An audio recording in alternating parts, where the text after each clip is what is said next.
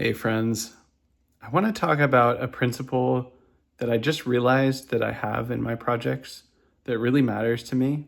It's kind of come into view with these YouTube videos actually. And the principle is something like doing it for myself, or in your case, doing it for yourself.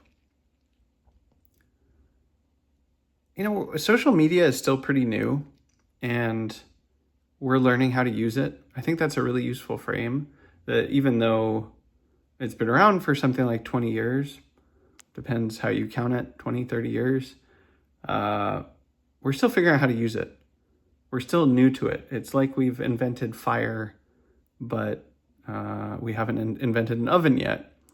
And I don't know what an oven is for social media, but each of us has to figure out our own way of relating to the internet that is healthy for us and is generative, life-giving rather than soul-sucking. You see a lot of people complaining about the internet and, doom scrolling and whatever. I honestly don't relate to all that because I just feel like I've cultivated a relationship with internet that's generative for me, that feels good for me, that's enlivening for me. And I think if we're going to use the internet, each of us has to do that work on our own to figure out what our boundaries are and what feels good and what doesn't feel good and what's life-giving and what's sort of life-draining and what hurts and what's joyful. And I've put in that work. I've been doing that work, learning how to use the internet in a way that feels good for me. But I mention that because one trap that you could have, especially if you're like creating content, that's one way of viewing what I'm doing right now, is I'm creating content and making videos so that people can consume them and I can get ad revenue and, become more prominent and whatever. That's not why I'm making this video. I'm aware of that stuff. I know about the analytics on my videos or, what kind of impact they're having, but that's not the reason that I'm doing it. I'm doing it for myself. I'm doing it for myself. I am making this video for myself, for my own joy and benefit. And I hope that will also bring others joy and benefit. I believe that it will bring others joy and benefit. I am aware of various second order consequences that might come, but I am doing it primarily for myself. This will probably be a little bit easier to explain with like a blog post, right? Like if I write a blog post, it's because I'm interested in something and I'm curious about something and I want to write down my thoughts about that blog post, about whatever it is that I'm talking about in that blog post. And I can do that for myself. I value having a clear, coherent blog post about things that I've thought about. I value the process of writing that blog post and coming to the point where I can say that clearly. Like a good example for this is I have a really long article on John Boyd, who was, amongst other things, a military strategist, very influential military strategist in the last century. I got super obsessed with his ideas for a couple of years. I read something like 6 or 8 or 9 books about him over the course of those 2 years. And I really wanted to just digest what I'd learned and almost do like a book report, but for myself of like, hey, I've been obsessed with this guy for a couple of years and what really did I learn? And I was starting to feel that I'd really learned some things and synthesized some things. And I wanted to document that and put it into writing, even if just for myself, so that I can articulate clearly what I've learned about John Boyd and have a record of that I can go back to. And so now if I'm thinking about Boyd, I can go back and read that article. Same is true for other things that I've written about. I have a lot of blog posts about a lot of things on my blog. Probably you're interested in ones other than the John Boyd one. But the point is I was interested in that and I wanted to write that blog post just for me. And the same is true with these videos. I hope that they're helpful to other people. I hope that they resonate for other people. I hope people find them interesting. I hope that people find them useful, even like psychoactive, where it's like, oh, whoa, that changed my life and things are different now, even in a small way. I hope for all that. I pray for all that. I would love to have maximum deep benefit to help beings very deeply, to help beings, as many beings as possible, as many beings as deeply as possible. That's maximum deep benefit. But primarily I'm doing this for myself. I like talking. It's fun for me to talk for 5, 10, 20 minutes about something, even longer. I've talked for hours before about things. And, these days I do a lot of listening to people. I do a lot of listening. I do a lot of phone calls. Of course, you may have seen my podcasts. I have other kinds of conversations in private where I'm just listening to people. And I love listening to people. I really love listening to people. And I also like to talk. And YouTube videos are just a really easy way to talk about something for 5, 10, 20 minutes and just say what I think about something. And I value hearing my own thoughts about something. And often I come to different perspectives than I would have expected when I take the time to articulate what I say, whether it's verbally or in writing. It's generative for my process to reflect on what I'm thinking about. It's also, interestingly enough, psychologically cohering. Like, from a parts work perspective, it brings me into self to talk about something I'm interested in clearly, articulately for 5, 10, 20 minutes, whatever it is. I feel really good after I do one of these videos. It's like, yeah, that I said the thing. I said what I think about that thing, and I drew upon all of myself to say that, and just said it. I went and did it. And I find that satisfying and enjoyable in and of itself. Even if no one watches this video, I enjoyed doing this. I'm having fun right now. In some ways, this is probably the most fun I've had all day, honestly. It's a particular day, but this is fun.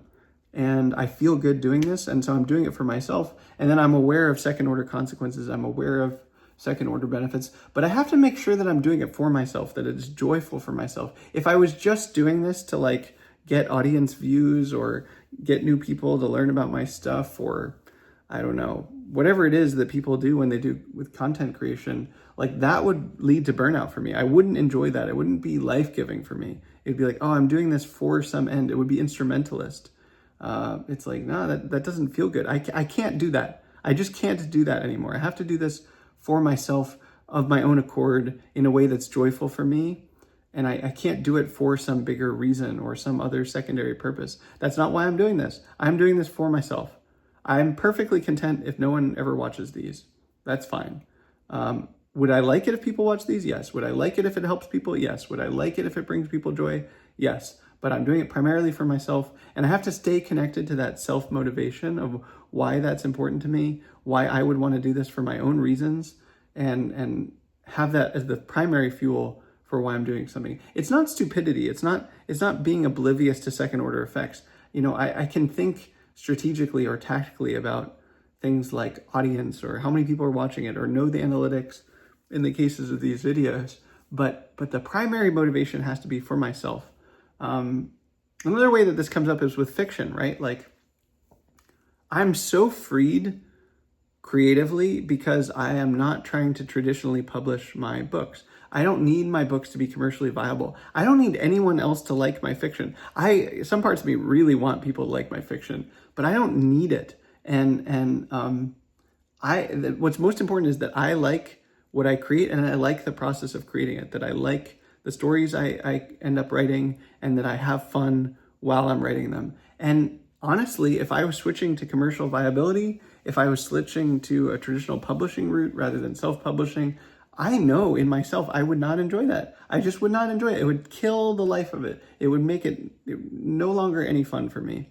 And so I do it in a way that's joyful. Will other people like my stories? I don't know. Sometimes when I'm writing, I'm like, I don't know if anybody's going to like this, but I like it. I think this is interesting. I think this is fun. And, paradoxically, when I end up reading people what I write, or people read it, they're like, oh yeah, that was really good. And was it weird? Yes. Was it different? Yes. Is it something that you're not going to find on a bookshelf in a Barnes & Noble? Absolutely. Then again, paradoxically, I think if I keep doing this, if I keep writing fiction for 10 or 20 years or whatever, I imagine that at some point there will be print books that are available where people do want to read my books. They'll start to gain some prominence. Maybe it's after I die. I don't know. But that's not the main reason I'm doing it. That's not the life-giving reason that I'm doing this. I'm doing it because it's joyful for me, because it's fun for me, because I want to. Doing it for myself. That's been so important to me. It's really easy to get trapped in numbers or audience stuff or other people's motivations or trying to impress certain people or trying to get some external goal or get some job or whatever it is. I just don't have any patience for that anymore. It's not obliviousness to how the world works or what causes and effects are. It's just knowing what my motivation is and being honest about whether it's coming from me or it's some sort of secondary instrumentalist perspective, and just trying to do things for their own sake. You know, I think this, just to rant a little bit more about this with video, I don't really like the whole gestalt of YouTube videos where they're, very highly produced, very highly edited. There's these thumbnails that you see that make you want to click them. I know why people do that. That's their business, but I don't do that. In case you haven't noticed, I don't do that. It's just a picture of me smiling, talking about the thing.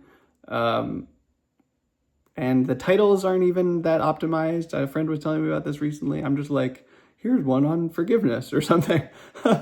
That's me ranting about forgiveness. If you want to listen to this for 20 minutes, I don't have a video on forgiveness yet. I should probably make one. But point is, there's a lot of known YouTube tricks that you could do to make sure more people watch your videos or whatever, make sure more people have longer watch times. And I'm not interested in that. Maybe at some point I'll do that if it seems like easy to do and not that hard for me or something, but this is just easy and fun and life-giving. I just turn on my phone, I hit record, and then I post it afterwards. I do absolutely no editing. And if people want to watch it, that's great. It's out there so they can. And if they don't want to, great. Have a nice day. Carry on watching whatever it is you want to watch, or doing whatever it is you want to do. But I do this for me. And then you get to participate if you want to. Another really important way this comes up is with my podcast, actually. I always tell my guests beforehand, especially if they're nervous, I'm like, hey, this is just a conversation between us. You're talking to me for a couple hours. I do my absolute best to be someone that people can trust and feel comfortable with and be safe and kind and someone who's really going to listen to you and see your perspective. And we're just going to talk for a couple hours. And in a lot of cases, they're a friend of mine already. And it just happens to be recorded. Yeah, we're going to record it. And other people can listen to if they want to. But let's really focus on the conversation between us. And I know what I want out of those conversations. I know why I'm curious about that person. I try really hard to stay connected to that. I've learned this with my podcast. There were ones that I enjoyed less. And afterwards I was like, well, why didn't I enjoy that? It's like, well, I thought I should have that person on my podcast or whatever. And I just realized I pretty quickly like, hey, that's not going to work. I have to genuinely be curious about this person and have specific questions I really want to ask them and that sort of thing. And that makes for an enlivening podcast. And it means that they and I will have an enjoyable conversation. And again, paradoxically, that means other people are going to enjoy listening to that podcast. If you were to listen to one of the ones where I'm like, maybe less interested in the person, but think that I should have them on or something, it's like, well, that's kind of a dead conversation. It's not, I don't know, it was fine, I guess. But I don't want to do stuff that's just fine. I want to do stuff that's enlivening for me, that's enjoyable for me, that's life-giving for me. So anyway, the principle is to do it for myself.